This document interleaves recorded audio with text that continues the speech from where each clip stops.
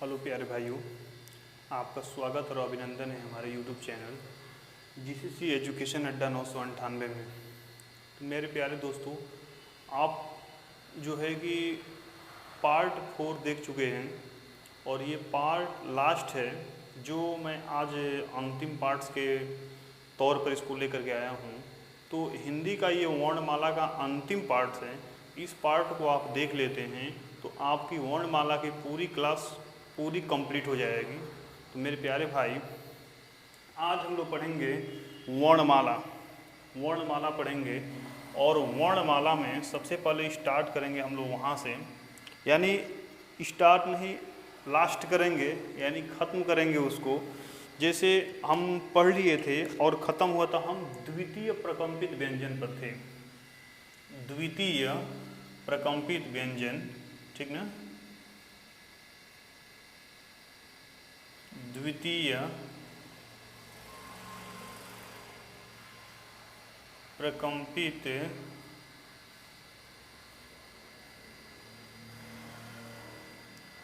व्यंजन,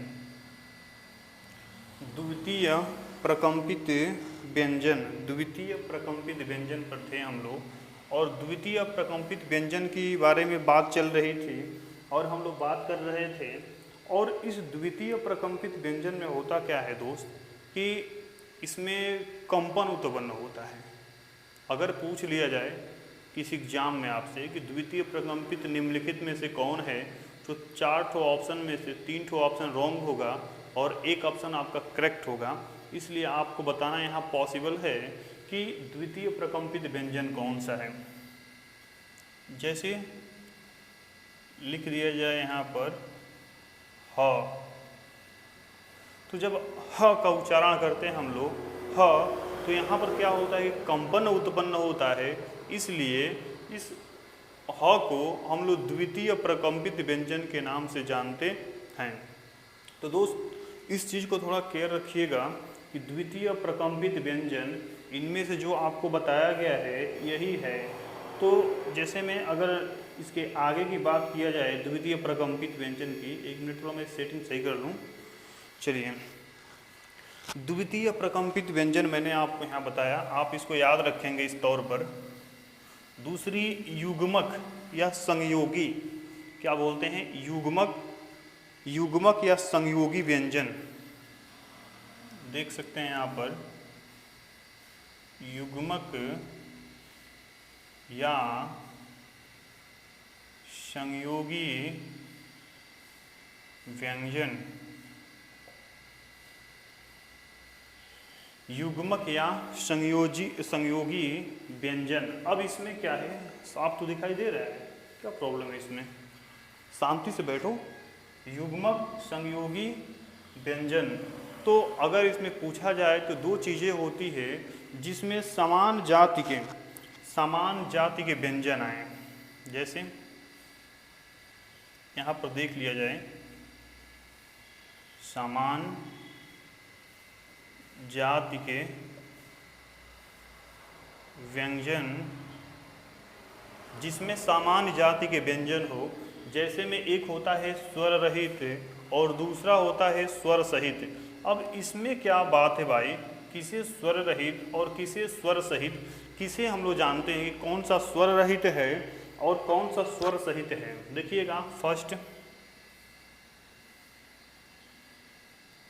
स्वर रहित प्लस दूसरा होता है स्वर सहित। पहला होता है स्वर रहित और दूसरा होता है स्वर सहित। अगर यहाँ पर बात की जाए कि कौन सा स्वर रहित होगा और कौन सा स्वर सहित होगा, तो बस आपको इसमें से ये पकड़ना है, चीज़ों को समझना है कि युग्मक संयोगी व्यंजन जिसे किसे कहते हैं, जो सामान्य जाति के व्यंजन होते हैं। जैसे एक एग्जाम्पल ले लिया जाए, जैसे होता है छ, ठीक है। जैसे छ होता है क प्लस स प्लस ये होता है ना, प्लस अ होता है। तो कहने का मतलब है कि ये स्वर रहित है। स्वर रहित का मतलब कि जो व्यंजन होते हैं वो बिना स्वर की सहायता से नहीं बोले जा सकते, इसलिए इसमें क्या है, स्वर है। देख सकते हैं क प्लस अ मिलेगा तो बराबर क्या बनेगा, क बनेगा। इसलिए यहाँ से अ को मैंने निकाल रखा है, यहाँ पर स्वर हो गया और ये आपका व्यंजन हो गया, तो यहाँ पर हलंत लगाएंगे। तो जब इसको इस तरह से अगर रखते हैं, इसका प्रारूप इस तरह से बनता है, तो समझिए कि एक्चुअल में आपका यहाँ पर व्यंजन बन रहा है। लेकिन अगर इसको इसमें इंक्लूड कर देते हैं, मिला देते हैं, तो ये यहाँ का जो हलंत खत्म हो जाएगा और ये पूर्ण रूप से क बन जाएगा। तो देखिएगा ये स्वर रहित है, इसमें स्वर रह रहा है, ठीक ना, इसमें स्वर रह रहा है, लेकिन इसमें से स क्या हो रहा है, निकट जा रहा है। देखिएगा ध्यान से, यहाँ से स क्या हो रहा है, निकट जा रहा है। तो देखिएगा यहाँ से क प्लस स प्लस अ मिलेगा तो बराबर क्या होगा, छ बनेगा, इस तरह से छ बनेगा। तो यहाँ क्या हो रहा है, यहाँ पर स्वर रहित, जिसमें स्वर रहित और स्वर सहित हो, यानी समान जाति के जब व्यंजन मिलते हैं वो क्या होते हैं, युग्मक या संयोगी व्यंजन कहलाते हैं। नेक्स्ट देखिएगा, जैसे में फॉर द एग्जाम्पल, तो प्यारे दोस्त अगर यहाँ पर बात कर लिया जाए अनुस्वार और अनुनासिक की, तो आप जैसे कि यहाँ पर देख सकते हैं कि जो हमारा अनुस्वार है, जैसे कि अनुस्वार जो आप देख रहे हैं, एक मिनट थोड़ा इसका लाइट थोड़ा मैं स्लो कर दूँ। अनुस्वार और अनुनासिक, यहाँ से क्वेश्चन हमेशा पूछ जाता है। तीन ठो आपको फैक्ट बताऊंगा जो हर एग्जाम में आपको काम करेगा, और हिंदी में मोस्ट इम्पॉर्टेंट वो फैक्ट होगा। वो कौन सा फैक्ट है, थोड़ा सा देखिएगा। अनुस्वार के बारे में बात कर लेते हैं। जैसे में अनुस्वार एक ले लेते हैं, कुछ शब्द लेते हैं, शंकर संजय और शंकर संचय और संजय। जैसे यहाँ मैं लिख रहा हूँ शंकर संचय और संजय, देख सकते हैं दोस्त, शंकर संचय और संजय। यहाँ पर आप देख सकते हैं मैंने तीन ठो यहाँ पर शब्द लिखा, और ये फर्स्ट शब्द में है आपका शंकर संजय और संचय और संजय। अब इसमें से निम्नलिखित में से अनुस्वार कौन सा है, और तीन ठो शब्द बगल में भी ले लिया जाता है ताकि आपको आसानी से पता चले कि अनुस्वार और अनुनासिक में क्या अंतर होता है, ठीक ना। तो यहाँ पर अगर तीन ठो शब्द यहाँ इधर भी ले लिया जाए, जैसे शंकर, देखिए मैं कैसे लिख रहा हूँ, इस चीज़ को थोड़ा ध्यान दीजिएगा आप। शंकर, दूसरा है संजय, ठीक ना, संजय, इस जो संजय को ऐसे भी लिख ले रहे हैं, इस ऐसे लिख रहे हैं संजय, ठीक है, संचय, संचय है ना, तो संचय लिख लीजिए यहाँ पर ऐसे लिख लीजिए संचय, और तीसरा लिखिए संजय।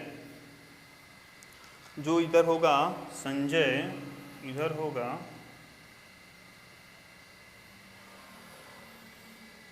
शंकर संचय और संजय। यहाँ पर शंकर हो गया, यहाँ पर संचय हो गया, और यहाँ पर संजय हो गया।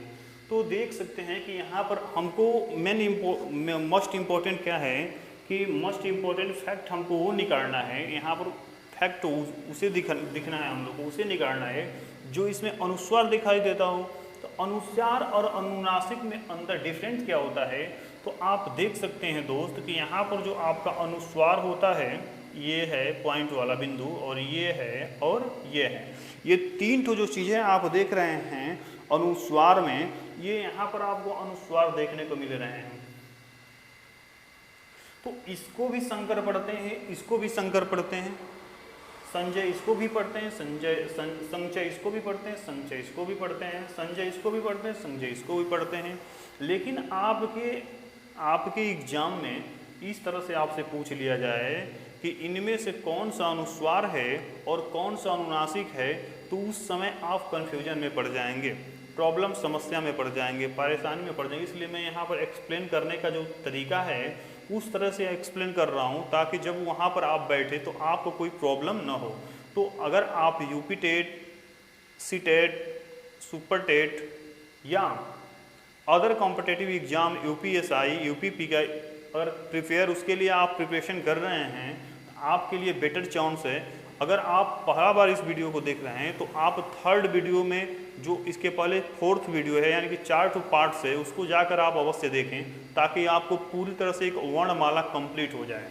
देखिएगा, अगर आपको प्रॉब्लम होती है, छोटा वीडियो है, छोटा इंस्टीट्यूट है, छोटा जगह है और छोटा सा चैनल है, तो दोस्त आप वहाँ से जो 3 डॉट होता है ना, 3 डॉट, वहाँ से जा कर के और वीडियो के जो है कि जो स्पीड है उसको तेज़ करके बहुत जल्दी से ख़त्म कर सकते हैं। लेकिन मैं आशा नहीं विश्वास करता हूँ कि ये जो चीज़ें मैं आपको बता रहा हूँ ये सारी बुक से मैं खुद इसको मिला करके देख करके यहाँ से बता रहा हूँ, ताकि आपको भविष्य में बेनिफिट हो, फ़ायदा हो। अगर आप इसको देखते हैं तो कहीं ना कहीं इसका आपको लाभ ज़रूर मिलेगा। तो चलिए दोस्त, यहाँ पर देख लेते हैं कि अनुस्वार, अनुनासिक में संकर, संजय, संचय। तो अनुस्वार में आपका ये जो दिखाई दे रहा है आपका अनुस्वार है। अगर अनुनासिक की बात करें तो आप देख सकते हैं यहाँ पर ये आपका क्या हो जाएगा, अनुनासिक हो जाएगा, ठीक ना। ये है आपका अनुनासिक। तो दोस्त, अगर आपसे अनुस्वार और अनुनासिक के बारे में पूछ ले तो आप वहाँ पर कंफ्यूज ना हो करके सारी चीज़ों को आसानी से लगा दीजिएगा, टिक कर दीजिएगा, आपका क्वेश्चन करेक्ट हो जाएगा। चलिए नेक्स्ट आगे देखते हैं। जस्ट देख सकते हैं दोस्त यहाँ पर आप कि जो अनुनासिक होता है, थोड़ा इसको अंदर से होल में जाकर बात कर लेते हैं अनुनासिक की, नहीं तो कहीं ना कहीं आप समस्या में पड़ जाएंगे, तो प्रॉब्लम हो जाएगी उस समय। क्योंकि उस समय सारी चीज़ें प्रेशर में, एग्जाम जब होता है तो प्रेशर में रहते हैं, तो सारी चीज़ें हमारे माइंड से फॉरगेट होने लगती है और याद नहीं आता। इसलिए मैं यहाँ पर बेहद एक्सप्लेन करके बता रहा हूँ ताकि आप उसको आसानी से समझ जाएँ। थोड़ा अनुनासिक में और बात कर लेते हैं। जैसे देखिएगा यहाँ पर अ बना करके इसके ऊपर चंद्र बिंदु लगा दे अंग, ये भी आपका अनुनासिक में इसका काउंट होता है। दूसरी बात कि इससे कुछ मैं फैक्ट बता रहा हूँ आपको, इस फैक्ट को याद रखिएगा। जैसे यहाँ पर लिख दिया जाए आंख, और क्या होता है, सांझ होता है ना, सांझ। आंख लिख लीजिए, सांझ लिख लीजिए, बांझ लिख लीजिए, क्या होता है, आंख हो गया। और जैसे में सांझ और बांझ, यहाँ पर एक सांझ भी होता है इस तरह से, और एक होता है बांझ होता है। बांझ का नाम सुने होंगे आप लोग, ये बताने वाली चीज़ नहीं है, सब जानते होंगे। सांझ और बांझ, ठीक ना, सांझ और बांझ, ठीक है। तो इस तरह से आंख, सांझ और बांझ। अब एक यहाँ से फैक्ट ये निकल के आएगा कि यहाँ पर आप देख रहे हैं, यहाँ देख रहे हैं, यहाँ देख रहे हैं और यहाँ देख रहे हैं, ये आपका अनुनासिक के अंतर्गत आएगा। और दूसरी बात कि अनुनासिक में आपको ये थोड़ा केयर करना है कि यहाँ से एक फैक्ट निकल के ये आता है कि जहाँ पर अनुनासिक की मात्रा हो तो वहाँ पर तद्भव होता है। यानी कि यहाँ पर थोड़ा तद्भव और तत्सम के बारे में बात कर लेते हैं। तद्भव, ठीक ना, तद्भव और तत्सम के बारे में बात कर लेते हैं, ठीक ना।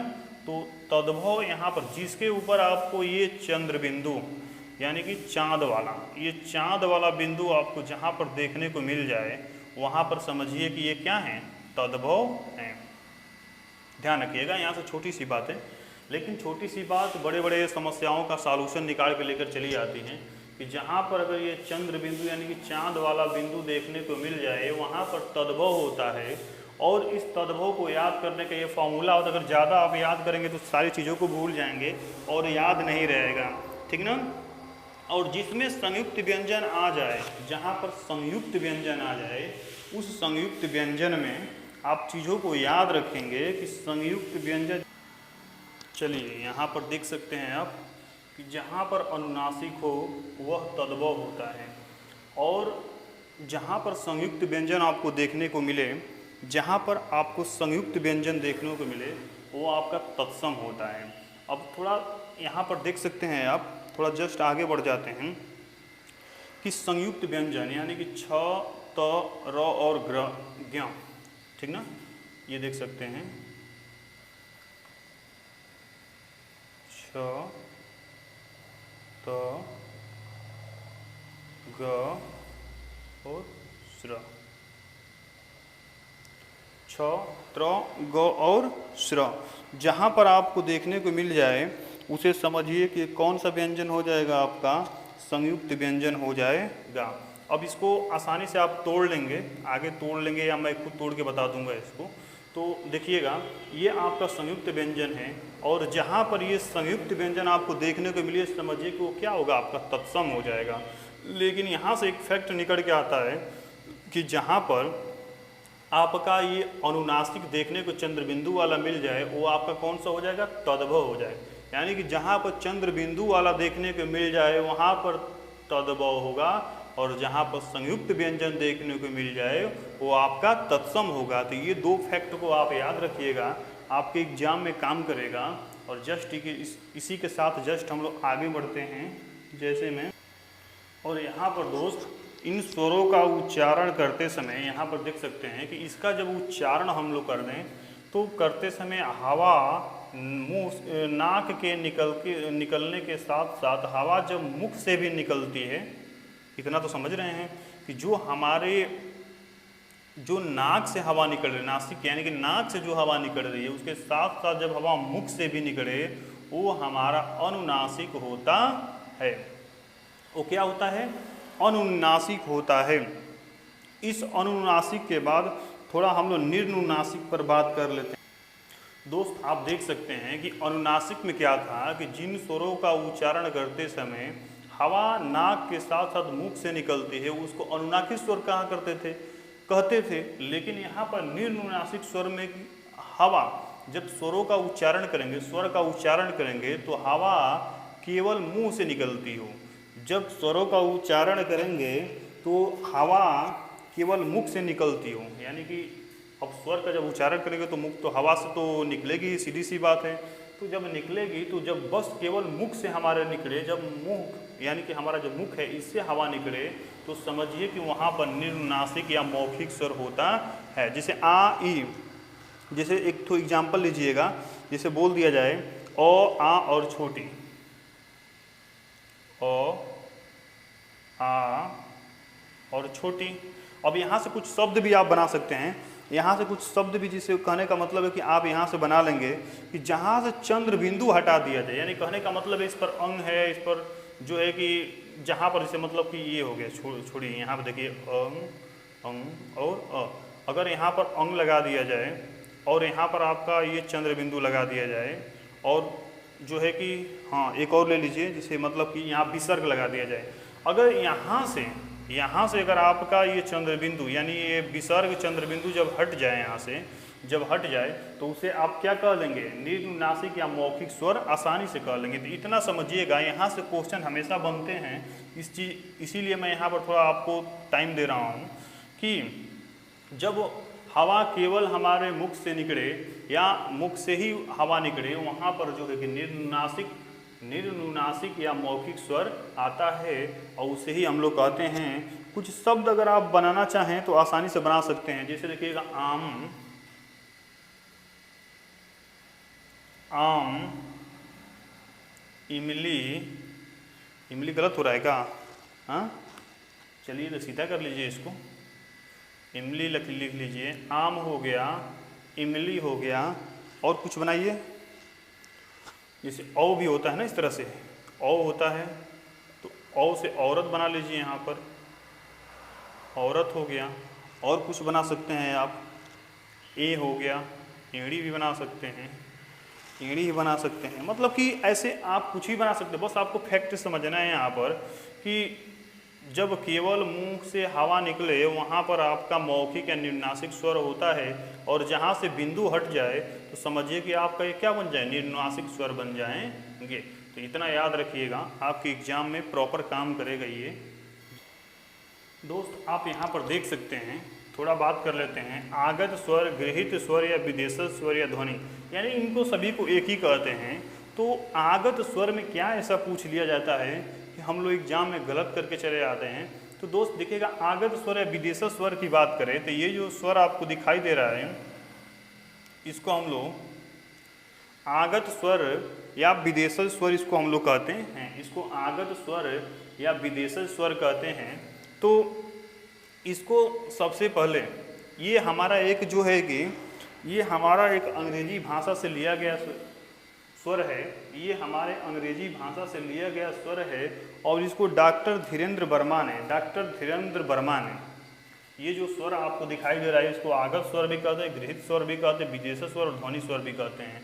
तो ये जो स्वर है ये एक अंग्रेजी भाषा से लिया गया स्वर है और इसको डॉक्टर धीरेन्द्र वर्मा ने डॉक्टर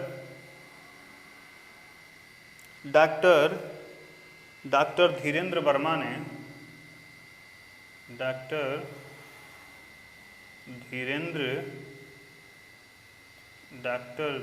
वर्मा ने इसे 53वां वर्ण माना है, 53वां वर्ण माना है। ध्यान रखिएगा कि अगर आपसे पूछ लिया जाए इसके बारे में कि ये क्या हैं, तो ये आगत स्वर हैं हमारे, गृहीत स्वर हैं, विदेशी स्वर हैं, ध्वनि स्वर है और इसको डॉक्टर धीरेन्द्र वर्मा ने इसको 53वां वर्ण माना है। और इसी तरह से जैसे आप कुछ शब्द इससे बनाते हैं और इसमें पूछ लिया कि इस शब्द में कौन सा स्वर है, तो आपको ध्यान रखना पड़ेगा। जैसे मान लीजिए कि ये यहाँ लिख लेते हैं हम लोग ऑफिस, क्या लिख लें, ऑफिस लिख लें या बॉक्स लिख दिया जाए, एक लिख लीजिए बॉक्स। तो यहाँ पर देख सकते हैं कि जो आ लगा हुआ है यहाँ से ये कौन सा स्वर है, आगत स्वर, यहाँ देख सकते हैं, ठीक ना, आगत स्वर हैं। और विदेशी स्वर भी कह सकते हैं, गृहीत स्वर भी कह सकते हैं और ध्वनि स्वर भी कह सकते हैं इसको। तो इसको डॉक्टर धीरेन्द्र वर्मा ने इसको 53वां वर्ण माना है। और ये जो आपका जो स्वर दिखाई दे रहा है ये अंग्रेजी भाषा से यानी इंग्लिश लैंग्वेज से लिया गया है।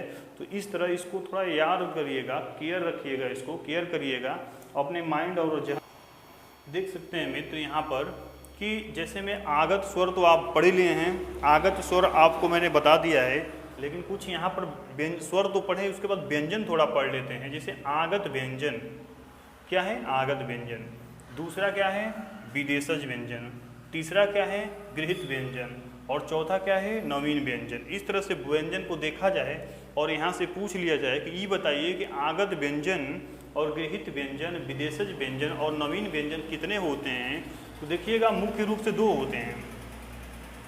अब आपके एग्जाम में मुख्य और कुल भी पूछ देगा, तो इस तरह से आप ध्यान रखिएगा कि मुख्य रूप से कितने होते हैं, तो 2 होते हैं, ठीक ना।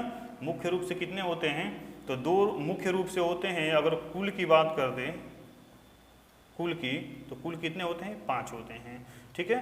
तो अगर हम मुख्य की बात करें, कुल की बात करें, तो मुख्य में 2 होंगे, ज और फ। देखिएगा जैसे में आगत व्यंजन होता है, एक होता है यहाँ पर ज और दूसरा होता है फ, और यहाँ पर लग जाता है इस तरह से। इसको मैं बताऊंगा अभी क्या कहते हैं। और यहाँ देखिए यहाँ भी इस तरह से लग जाता है, इसको नुक्ता बोलते हैं, सीधी सी बात है, आप समझिएगा, इसको हम लोग नुक्ता बोलते हैं। तो ये आपका मुख्य रूप से 2 हो जाएंगे। यहाँ देखिए मैं इसको अंडरलाइन कर दे रहा हूँ इस तरह से, मुख्य रूप से कितने हो जाएंगे, 2 हो जाएंगे। और कुल रूप से देखा जाता है, क पहला होगा क, ख, ग। देखिएगा यहाँ लिख रहा हूँ क, ख, ग और इन दोनों को मिला दीजिए, ज और फ। तो आगत व्यंजन, विदेशज व्यंजन, गृहीत व्यंजन, नवीन व्यंजन कितने होते हैं, तो कुल कितने होते हैं, 5 होते हैं। कुल कितने होते हैं, 5 होते हैं। अब मुख्य कितने होते हैं, तो मुख्य 2 होते हैं। अब देखिएगा सीधी सी बात है कि यहाँ पर जो सबसे पहले मतलब यहाँ पर जो लगा रहता है इसको बोलते क्या हैं हम लोग, तो इसको क्या बोलते हैं, नुक्ता बोलते हैं। क्या बोलते हैं, नुक्ता। यहाँ पर लिख दूं क्या, नुक्ता। क्या होता है, नुक्ता होता है, ठीक ना। नुक्ता नहीं जी, नुक्ता नहीं होता है, नुक्ता होता है। इस चीज को आप केयर कीजिएगा, इनको क्या करते हैं, नुक्ता कहते हैं। तो कुल कितने होते हैं, 5। मुख्य कितने होते हैं, 2। ज़्यादा यहीं से पूछा जाता है, यहाँ से नहीं पूछा जाएगा, यहीं से पूछ लिया जाता है, ज और फ, ठीक ना। तो क, ख, ग, ज और फ इस तरह से पूछ लिया जाए तो कुल कितने होंगे आगत व्यंजन, 5। मुख्य कितने होंगे, 2। ज़्यादा यही पूछा जाता है। तो इनको क्या बोलते हैं, इस तरह से इनको नुक्ता बोलते हैं। क्या बोलते हैं, नुक्ता बोलते हैं, ध्यान रखिएगा। अब यहाँ से कुछ ऐसे कुछ शब्द बन जाते हैं जिसको हम लोग समझ नहीं पाते हैं। और एक नहीं दिखाई दे रहा है तो यहाँ तो कुछ दिखाई दे ही रहा है, कैसे कर रहे हैं आप लोग, हाँ। नुक्ता, ठीक ना। तो यहाँ पर देखिएगा कुल के मुख्य कितने होते हैं, 2, कुल कितने होते हैं, 5। अगर बात की जाए कि कुछ ऐसे यहाँ पर शब्द ले लिया जाए जैसे मतलब कि बनाने का, तो मिटा दो इसको या ऊपर कहीं लिख दूँ, यहाँ लिखते हैं साइड से, ठीक ना, क्योंकि इधर भी आपको समझ में आएगा। यहाँ पर ऐसे खींच दे रहा हूँ मैं लाइन, देखता हूँ कहाँ तक आ रहा है, यहाँ तक आ रहा है कि नहीं, यहाँ तक लाइन मैच कर रही है, हाँ यहाँ तक तो मैच कर रही है। अब देखिए जैसे अकल हो गया, अक्ल, अक्ल, और यहाँ लिख देते हैं खबर, एक अक्ल लिखते हैं और एक खबर लिखते हैं। तो आप देखिएगा आवाज़ साफ आ रही है, एक अक्ल हो गया एक खबर। आप ये बता दीजिए कि ये वाला जो बताया जा रहा है और ये हो गया खबर, खबर नहीं खबर होता है ना, यहाँ पर नुक्ता लगा दूं और ज उसके बाद फ, अब क यहाँ होता है तो यहाँ एक लगा दिया जाए ना। तो आप देख सकते हैं। अब ये बता दीजिए आप मुझे कि यहाँ पर 4 ठो नंबर दे दिया गया है आपको और 4 ठो ऑप्शन में, ऑप्शन नहीं दिया गया है, मतलब इस तरह से मैं लिख दिया हूँ कि ये ऊपर वाला और जो नीचे वाला, मतलब इसके सेम नीचे, ये बताइए ये सही है या सही है, ये सही है या ये सही है। तो आपका आंसर होगा कि ये जो है कि गलत है, क्या है, गलत है। और ये दोनों जो हैं ये सही हैं, क्योंकि आगत व्यंजन यहाँ से इसमें इंक्लूड हो रहा है, आगत व्यंजन इसमें इंक्लूड हो रहा है, शामिल हो रहा है, और इसमें नुक्ता लगना इम्पॉर्टेंट है, कंपलसरी है, नेसेसरी है, ज़रूरत है। इसलिए यहाँ पर इसको हम लोग आगत व्यंजन, विदेशज व्यंजन, गृहीत व्यंजन, नवीन व्यंजन के नाम से इसको जानते हैं। तो दोस्त इतना याद रखिएगा कि मुख्य रूप से 2 ज़्यादा पूछता है, ज और फ, और मैं बार बार इस पर जोर दे रहा हूँ, जो बार बार इस पर प्रयास कर रहा हूँ आपको समझाने का कि इन दोनों को याद रखिए, भूल न जाइए, कहीं ऐसा ना हो कि आप भूल जाएं ना, ऐसे इस तरह से। खैर चलिए, तो यहाँ पर ज और फ 2 ऐसा है कि जो है कि नुक्ता काम करता है, और आगत व्यंजन, और ये आपका विदेशज, माने दोनों आगत व्यंजन, विदेशज व्यंजन, गृहीत व्यंजन, नवीन व्यंजन के नाम से अगर कुल पूछ दे तो 5। यहाँ ध्यान रखिएगा, कुल पूछेगा तो कितना होगा, 5, 2 मुख्य पूछेगा तो 2 होंगे, इस चीज़ को ध्यान रखिएगा, ठीक है। जस्ट आगे हम लोग बढ़ जाते हैं इसके। तो दोस्त आप देख सकते हैं यहाँ पर थोड़ा सा, ये तो मतलब कि ख़त्म हो रखा है, लेकिन थोड़ा सा यहाँ पर मैं आपसे बात करना चाहता हूँ। छ, त, त्र, र और ग और स्र, यानी कि यहाँ पर इन चीज़ों को थोड़ा मैं रिपीट करना चाहता हूँ कि इनको मतलब कि बैठाने का जो तरीका है, ये एग्ज़ाम में पूछ लिया जाता है कि इसका मतलब कि जो बदला हुआ रूप है, इसको जो चेंज किया गया है, ये कौन सा सही होगा। तो अगर छ को बनाना हो तो क प्लस स, ये मिलेगा तो क्या बनेगा आपका छ।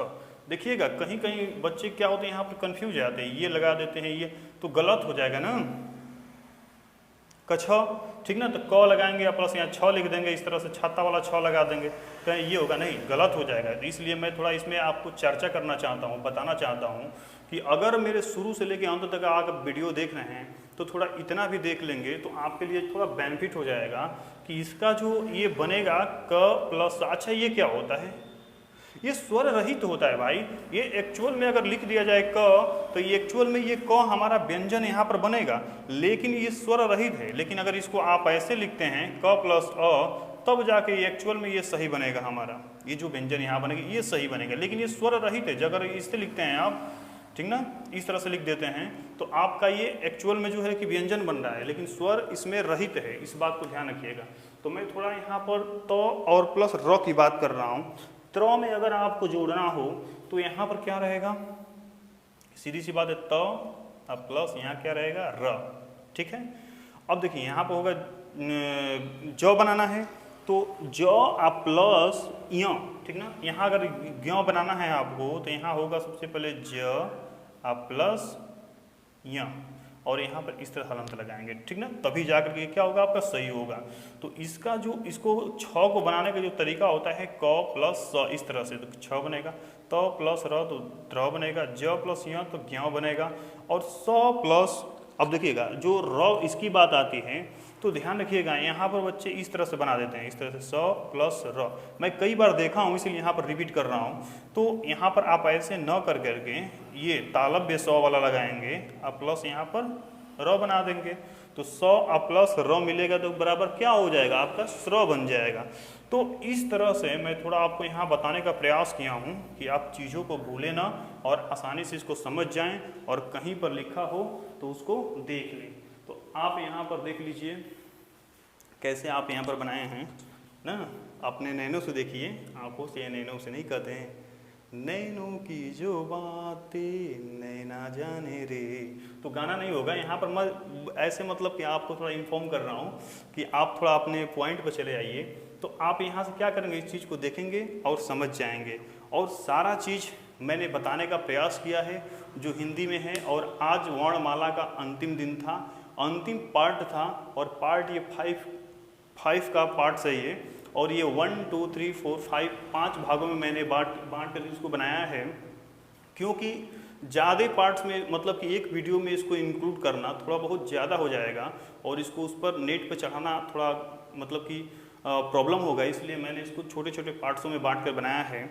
अब आपसे मैं विदा लेना चाहूँगा, और मैं यहाँ से नेक्स्ट चैप्टर स्टार्ट करूँगा, जिसको आप क्या करेंगे, देखेंगे तो आपका हिंदी, मैं आशा नहीं विश्वास के साथ कह रहा हूँ कि आप जब भी देखेंगे इस तरह से हिंदी, तो आप किसी भी एग्ज़ाम में बैठते हैं, चाहे कोई कॉम्पिटिटिव एग्ज़ाम हो, चाहे कोई क्लास एग्ज़ाम हो, या कोई भी एग्ज़ाम हो, या किसी अदर मतलब कि एग्ज़ाम हो, अगर जिसमें हिंदी पूछा जाता हो तो वहाँ पर 100% आप इससे कर जाएंगे।